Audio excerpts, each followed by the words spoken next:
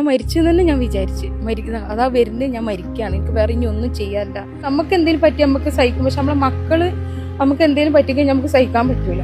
ഇനി ഞാൻ അങ്ങോട്ട് പോകൂല. എനിക്ക് എന്റെ മക്കളെ എനിക്ക് വലുത്, അതുകൊണ്ട് ഞാൻ ഇനി പോകൂല. ഞാൻ ജീവൻ കിട്ടിയതന്നെ വലിയ കിട്ടലാണ്.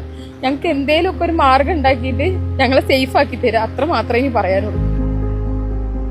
വലിയൊരൊച്ച, ഇതുവരെ കേൾക്കാത്തൊരൊച്ച. കല്ല് വീഴുകയാണോ ഇടി വെട്ടുകയാണോ എന്താന്നല്ല, അത്രയും പേടിപ്പെടുത്തുന്ന ഒച്ച കേട്ടിട്ടാണ് ഞാൻ ഈറ്റ് പോയി പുറത്ത് നോക്കുന്നത്. നോക്കുമ്പോൾ ഹോട്ടലിൽ നിന്ന് ആൾക്കാർ ഇറങ്ങി ഓടുകയാണ്. എൻ്റെ വീട്ടിലാണെങ്കിൽ ഞാനും ഉമ്മച്ചിയും കുട്ടിയുള്ളൂ. ഞാൻ എൻ്റെ കുട്ടീനെ ഞാൻ എന്ത് ചെയ്യുമെന്ന് അറിയില്ല. നമുക്ക് എന്തെങ്കിലും പറ്റിയാലും നമുക്ക് കുഴപ്പമില്ല, പക്ഷെ കുട്ടി അതിൻ്റെ ഉള്ളിലുണ്ടായിരുന്നു. ആ സമയത്ത് സ്റ്റക്കായി നിൽക്കുകയാണ്, ഇറങ്ങി ഓടാൻ പറ്റണില്ല.